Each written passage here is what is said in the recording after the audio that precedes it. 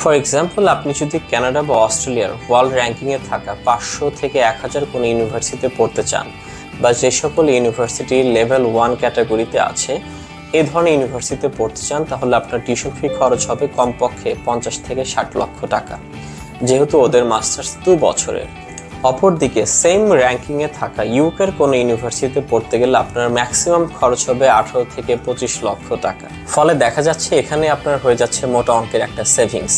Plus যেহেতু আপনি 1 বছরে ইউকেতে মাস্টার্স কমপ্লিট করার সুযোগ পাচ্ছেন, সেহেতু অন্যান্য দেশ যেমন কানাডা বা অস্ট্রেলিয়ার তুলনায় কিন্তু 1 বছর আগেই জবে যোগদান করে আপনার এক্সপিরিয়েন্সের ঝুলিটাও ভারী করে ফেলার সুযোগ পাচ্ছেন।